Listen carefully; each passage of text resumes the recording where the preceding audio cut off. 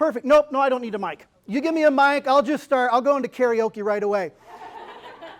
All right, so let's just get straight into this. Number one, first I want to thank the WCR for allowing me to be here today. Now, originally, whenever Katie reached out to me, she said, all right, so based on all the coaching you're doing with people all across the country, what do you think you want to talk about today? So originally I said, we need to talk about profit, mindset, and skill set. Profit, mindset, and skill set. Well, what I forgot was we belong to an industry that likes to make an acronym out of everything. Right? You belong to the BRR. You belong to the WCR. You have a CRS. Well, originally the marketing piece came out, said guest speaker Derek Shank is going to talk about PMS. Profit, mindset, skill set. Right? So I called up the board. Excuse me, you might want to change that. It's going to affect the attendance here today. So we're not going to talk about all that. In honor of Mindset May, I'm going to focus strictly on mindset, so I will not be talking about PMS today. Yes, you're welcome. So the benefit that I have of being a professional coach is I get to see behind the curtain of what's really going on. And not just in systems and models and marketing. It's what's really going on right here. And what's really going on up here. Now, ever since the pandemic, especially in our industry, since about last May, we've had a shift, haven't we? Now, let's be open and honest and vulnerable. How many people have taken a little bit of a hit at some time or another in the last few years? Anybody? I know I have. So that's why we're going to talk about mindset today. Because the number one factor that separates the good from the great is mindset. The number one agent in this room is no better than anybody else. They just think differently than everybody else. So that's why we're going to focus on mindset today.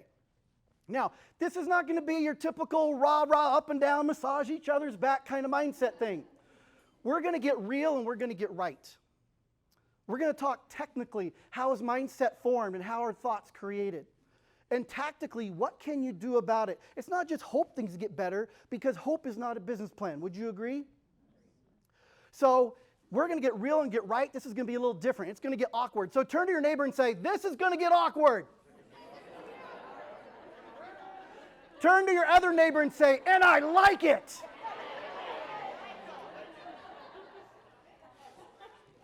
All right, here we go. So let's start talking about mindset. And I encourage you to please write these down. Now, if you're writing, get ready to write. If you're typing, get ready to type. Because as I was practicing my speech in the shower this morning, I realized I have about 3 hours of information to give you in 30 minutes. I've already had 3 Red Bulls, and this is how this is going to go down. So get ready to go. All right, so mindset. Research shows that mindset is created by 3 things. Number 1 is nature. Nature is basically how you were born. It's your genes, your DNA. It's the way you were hardwired. Number 2 is nurture. And nurture is about all those very influential people around you during those very formative years in your life. It was your parents, your mentors, spiritual leaders, sports coaches, the circle of friends that you had during those years. And number 3 is environment. Environment is everything that encompasses your world. And I mean everything that encompasses your world in your current environment. Now, out of those 3 things, there's only one of them we can control. So out of nature, nurture, and environment, which one can you control? Which one can you control? Environment. It's the only one you can control, and the other one you can control over time. So I encourage you to write this down. Control the controllables. So many times we focus on things we can't control. We can't control the interest rates, what's going on overseas. We can't control what that other agent is doing. We need to control the controllables. Now, when it comes to environment, a lot of times people think your environment is just the physical things or the trees around you. Environment is everything. I want you to think of all the modalities. Modalities are basically your senses. Think about everything you see. It's what do you see on TV? What do you see on your phone? What do you see other people doing? Listen, what are you hearing on TikTok? What are you hearing on the radio? What are you hearing on a podcast? What do you hear other people saying? What do you hear you saying to yourself? Those are all parts of your environment. Would you agree? The same thing with the way you feel. Well, how do you feel during a day? Do you feel excited and empowered or anxious and jealous? It also involves smell. Aromatherapy has very big impact. Smell is one of the biggest memory joggers ever. So all those things are in your current environment, and we need to control the controllables. So what I want you to think about is how thoughts are formed. So when you have a piece of input, let's call it input, the input goes into your brain like fertile soil. Think of a flower bed that's fertile soil. The flower bed does not care what you plant in it, does it? You can plant in a beautiful pansy, or you can plant poison ivy, and it will grow them both. So when you plant a seed into the fertile soil of your brain doesn't care. It will grow both of them. So think of it, input. When input is planted into your brain, it is like a seed. So if you're writing it out, input equals like a seed. Now, every time that input is duplicated or supported, it's like watering and fertilizing that thought. And when you continue to water and fertilize that thought starts to grow roots, then the thought becomes a belief. The more you water and fertilize that belief, it starts to grow really deep roots, and then it becomes a deeply rooted belief. Then as you have those deeply rooted beliefs, it affects your behaviors, and it affects your habits. And your habits is what creates your future. We're all walking, talking creatures of habit. Would you agree? So we need to be aware of what is being inputted and what is being fertilized to create those beliefs. Now, once again, we can't control nature. We can't control nurture. I'm a coach, not a counselor. So we're going to talk about today and moving forward and not the past. Is that fair? So when it comes to your environment, you need to be aware of those seeds that you're planted. So turn to your neighbor and say, "You're planting seeds in there." And turn to your other neighbor and say, "So am I." So I'm going to give you a number of challenges today. That's the hip thing, is to do a number of challenges. I'm only going to give you a 7-day challenge, not 75, because that's just too hard. So write this down, challenge. Here's your 7-day challenge. I want you to do an environment audit. When you have someone come in and check out your finances and your books, and they do an audit, they come in and they validate and check every single line. You need to do an environment audit. We can't control the past. You need to be aware of what environment you are currently in that is affecting your mindset, including what do you see. So the next 7 days, I want you to be very aware. What am I looking at on TV, on social media, the people around me? What am I listening to? What am I listening to on my phone? What am I listening to on the radio? What am I listening to other people doing? What am I listening? What are other people doing in front of me? What am I listening to them doing? You need to be aware of the environment. And then I want you to write this down. You can put a little plus, a little equal sign, a little minus. So as in coaching, we talk about you analyze a situation, you strategize a plan, and you put it into action. If you strategize and analyze with no action, so what? It's action steps that separate the survival to success or success to significance. So when you look at your environment, you got to look at what is working for me. When I listen to this podcast, it empowers me. Great, I might need to plus it and do more of it. When I work out, I do meditation, I do yoga. It just really, it fills my soul. Great, we need to plus it and do more of it. Maybe there's something else in your life. Whenever I'm reading, it's really good. I don't have more time to put reading, but this is really good. Great. We put an equal sign. You need to maintain that and stay consistent. And then you got to get real and get right. What is in your environment that you need to put a little minus sign? You need less of it. If after you look at social media or negative news, you feel jealous and drained and depressed, then maybe we need a little less of that. Would you agree? Is it within your control what you read and what you watch? Control the controllables. Ooh, the energy just changed in here. What happened? We getting too real? I'm getting real today because I refuse to hug any of you out of the business. We could get you, I'm here to educate and motivate and jump up and down and get you jacked up and excited. But once you leave this room, it's up to you. And you got to take the action steps. So forgive me if I'm getting real, but this is where I think it's very powerful. There's people in this room who need to hear this today. Would you agree?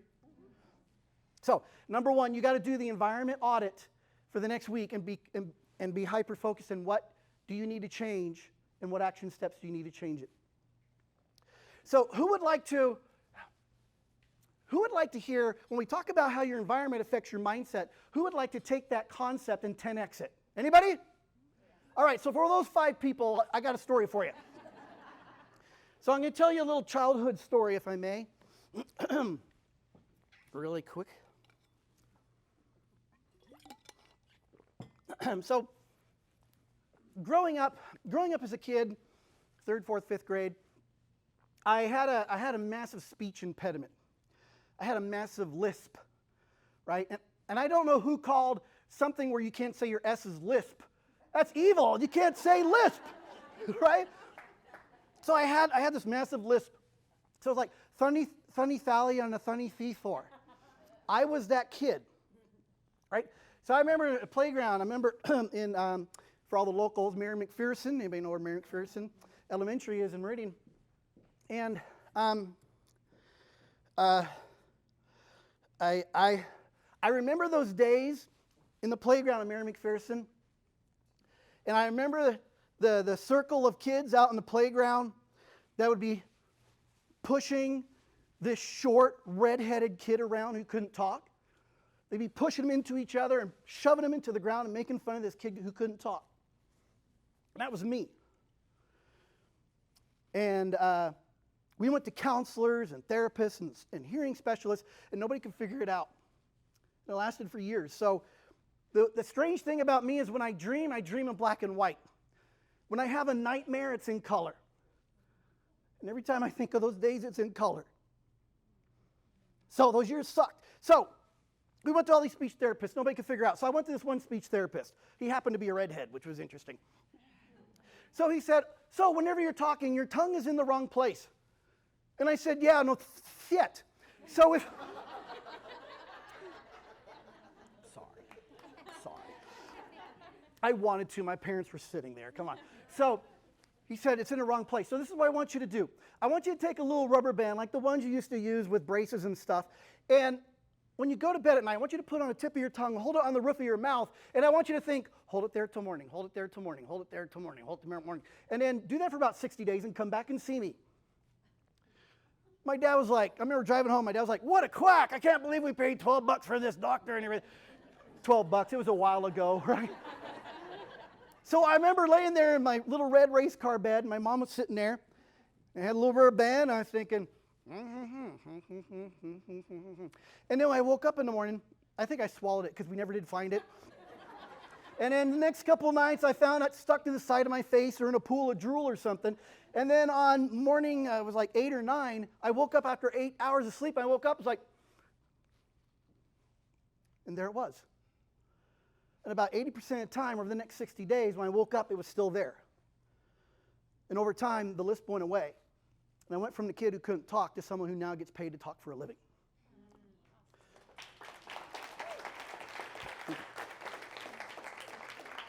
So it was like, okay, what was that voodoo magic?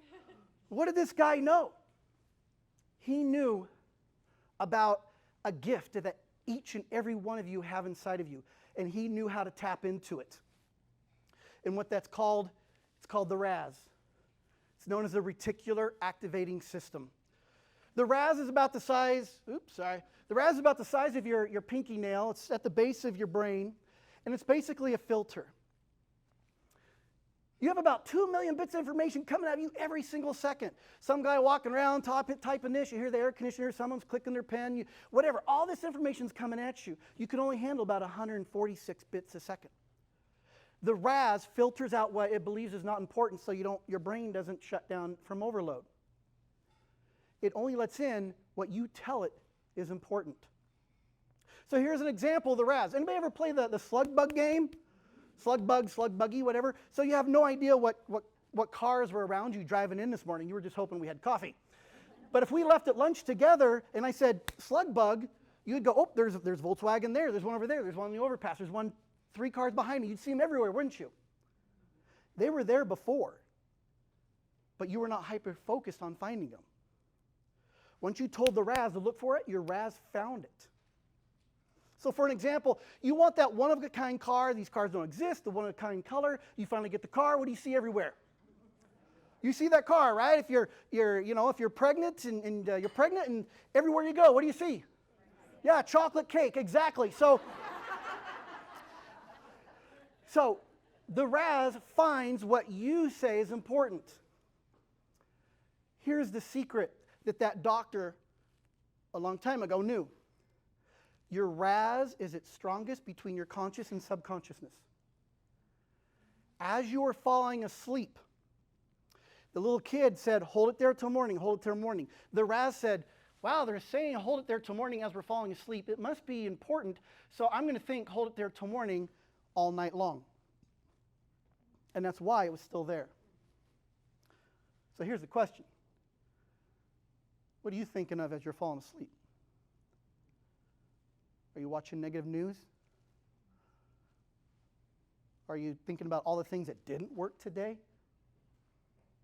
Are you thinking about all the struggles from 30 years ago and the ones that you might have tomorrow? Because you're going to be thinking them for the next 8 or 9 hours. You're realtors, I'm sorry, 4 or 5 hours. How can you possibly wake up when you got that cycling all night long? And it goes the other way in the morning as well. Anybody ever use a radio to wake up with? Oh my God, the number gets smaller every year. So for example, let's say you use your radio to wake up with, and the music comes on, and you reach over 2 seconds later and you hit the snooze. What do you hear all day long? You hear that song.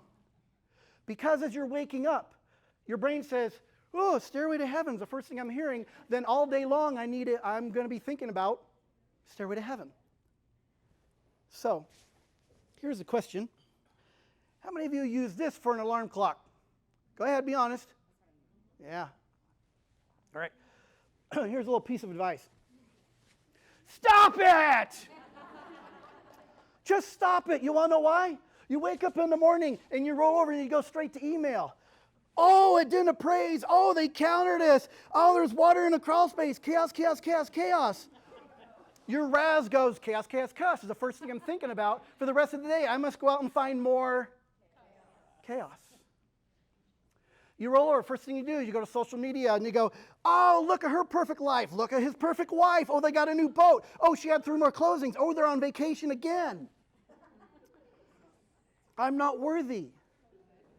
If you wake up, the RAS goes, waking up, oh, I'm not worthy. The first thing they're thinking of, that must be important the rest of the day. I'm going to go out and do everything I can to confirm you're not worthy. So, as entrepreneurs and business owners, can you control your whole day, yes or no? No.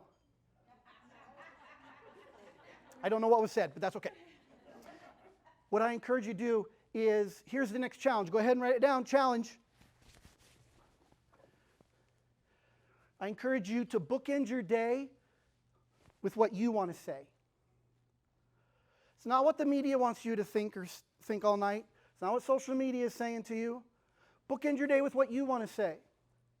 So I challenge you for, let's call it, controlled positive input. I used to say no screens, as in no phones, no laptops, no TV. But you might use your phone for the motivational videos or podcasts in the morning, so that's okay. So I adjusted it. Controlled positive input. So control that last hour, right?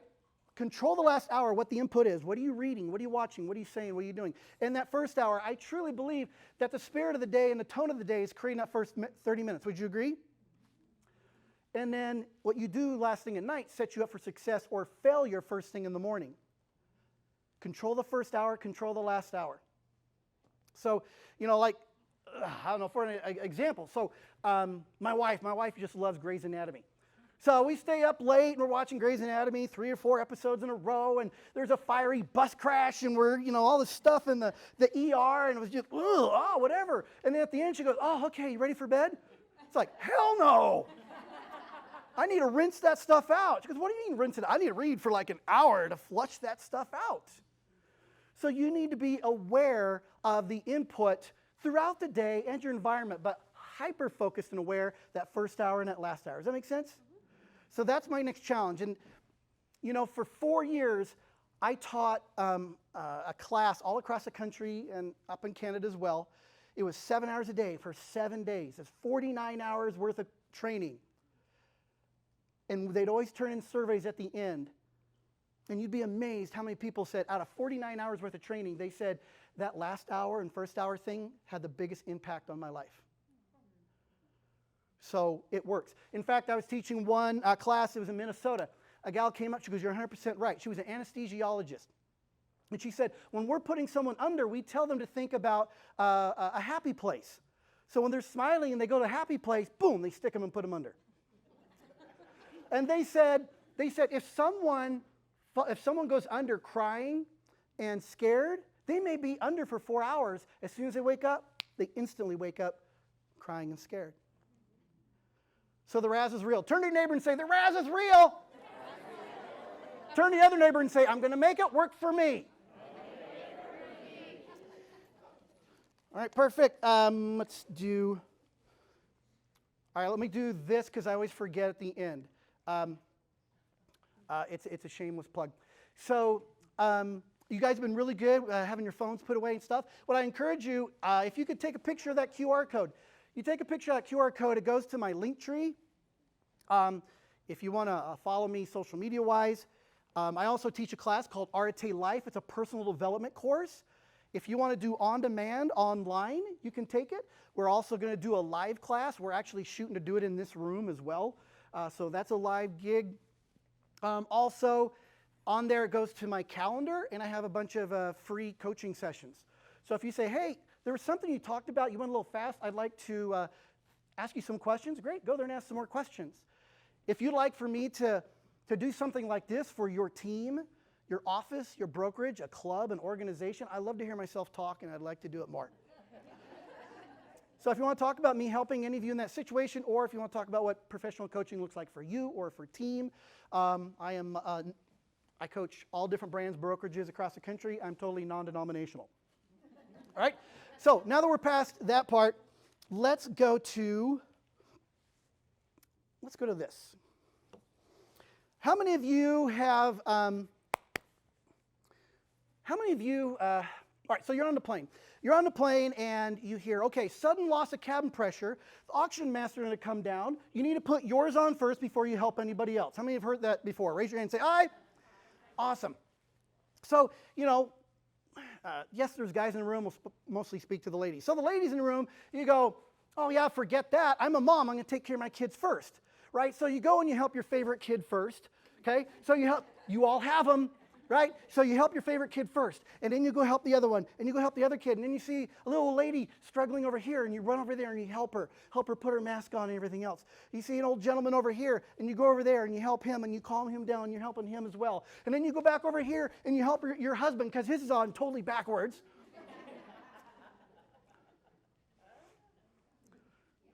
And here's the thing.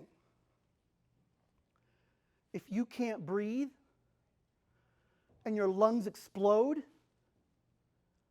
you can't help anybody else.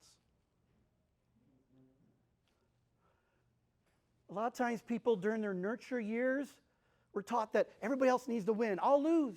I'll sacrifice myself. It's noble. I'll lose as long as everybody else wins. You can't help anybody else. If you want to be the best mom, the best spouse, the best partner, the best spiritual leader, community leader, the best friend that you can be, you got to be the best you. Once again, control the controllables. You got to be the best you. If I was a doctor, I would write every single one of you a prescription right now, and it would say, it's okay. It's okay, isn't it, Kim? It's okay. It's okay to take care of yourself first. And not only is it okay to take care of yourself first, it's required. So I'm giving you a pass. There's no guilt to take care of yourself first. Whew. All right, I got to take a breath. All right, I got to take a breath. So really quick, let's make this interactive. I would like to see if you guys are picking up what I'm throwing down. I'd like to hear, what are some ahas? An aha is something you wrote down, something you underlined, something you said, oh, I need to make this happen. I'd like to hear a couple ahas. Who wants to take one for the team? Yes, ma'am, nice and loud. Well, so I really like crime. And I don't really think starting with crime TV or whatever in the morning is a good way. So I'm going to change that. You're going to change that. Awesome. So it's substitution. You're going to exchange, I think John Maxwell calls it the law of gaining. You take something away you don't need and replace it with something you do need, right? So you're going to replace the crime stuff in the morning with what? What do you think you're going to replace it with? With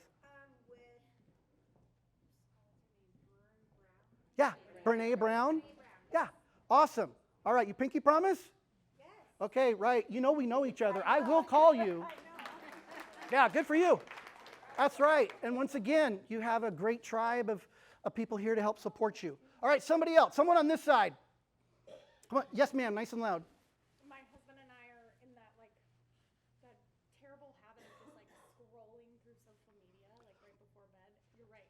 It's terrible for our brain. It honestly, I think, affects our sleep too, just like that light. So I think we need to get on the same page. But if we can both just read or talk about our day or something like that, I really, really want to implement that. Awesome. Awesome. Give her one big clap.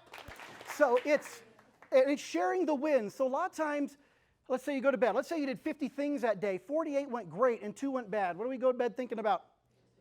The 2 went bad. It's like you guys need to celebrate. Hey, what did you learn today? What went well today? What worked today? Right? And celebrate each other. And yes, you need to get a spouse or a partner. You need to get their buy-in as well. Right? And then, and realtors, lenders, title people, quit taking your laptop to bed. Right? All right, someone else. I need another one on this side. What's an aha? Yes, ma'am. Nice and loud. The environmental audit, what you were saying, it says, what am I looking at, listening to, be aware, so you can analyze, strategize, and practice different things. And I thought that was really good. Cool. Awesome. Give her one big clap. All right, another one. We're on a roll. Yes, ma'am. Nice and loud. I think I'm going to now get an old school alarm clock because, wow, you didn't talk about what happens in the middle of the night, but my alarm clock is my watch. Yeah. So I always have it on. But when I get up, let's say in the middle of the night to go pee, I'm like this. I'm like, oh, there's email in there. Oh man, I gotta really do that right now. And so I don't know how that works with the RAS, but I might not have thought about it when I was going to bed. But now it's the middle of the night, and I'm thinking about it as I'm falling back to sleep. And then I shut my alarm off, and same thing. I'm like, oh gosh, what do I gotta do right now? So that was me. I know that it was a bad thing, but now it just solidified that it's a real bad thing. Yeah, good for you. Awesome. Give her one big clap. In coaching, I found that probably 30% of the adults I work with struggle with sleep. And we can go another hour of how sleep affects your health, mindset, energy, everything else. So that's something, if you need to tackle the sleep part, you need to tackle the sleep part. A good book I can think of is a book called Sleep Smarter. I believe he also has a podcast as well. So it won't put you to sleep. It's actually in layman's terms. All right, another one. There's hands popping up. Anita, one. Yes, ma'am. A little louder. Self-preservation is the first law of nature. Yeah. And so I think a lot about the habits I have before I go to sleep. And so it's shutting down your email hours before you leave. After you leave the office. And getting my brain into a place where it's relaxed. I don't have my TV anymore. I have a projector at home, but I try to read and journal. And so it makes me think about really the power you say of putting yourself first and not feeling guilty. I go through the steps at night where it's is my mom okay? Is my brother okay? I treat my dog better than I treat myself some days. Yeah. I'm get the dog out, get the dog fed, and it's when did you eat? When did you relax? When did you have fun? Oh, what was that last one? Fun. Yeah, you remember? Everybody remember those F words? Fun, family, fitness, faith, finances. We're so focused on the next closing, sometimes we forget those F words, right? The fun ones, yeah. Okay, perfect. Thank you so much for sharing. It's awesome. Give her one big clap. All right, one more. One more. Who wants to share? Yes, ma'am. Yes. Control the controllables. So in your life, would you be willing to share what would be something that you know that you need to control more often? My thoughts. Your thoughts. My recurring thoughts about stuff. Okay. What is one thing within your control that you could do differently to help with those thoughts? For every negative thought, combat it with 3 positives. Perfect. So are those thoughts that you would think to yourself, say out loud, write down? What would work best for you? If I think it, write a positive thought. Yeah. If you think one, flush it out, writing 3 more out. Yeah. I love that. Awesome. Give her one big clap. All right, so I will wrap this up. So I'll wrap it up this way. I believe that most everybody gets 2 things. They get a chance and a choice. They get a chance to be happy, a chance to be successful, a chance to fulfill your full potential, whatever that may look like for you, and everybody's different, correct? Most everybody has that chance. And I say most everybody because we all know someone that was taken away too early. Would you agree? And not everybody woke up this morning. You got the chance. The next is the choice to do something about it.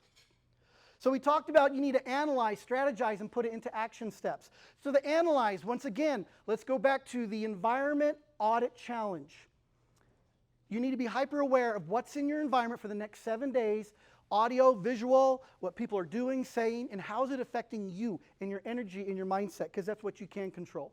Next is to strategize. Strategize, do I need to plus it, keep it consistent, or I need less of it? That's how you strategize. Now, if you do those 2 things without the action steps, so what? What separates the good from the great is taking action.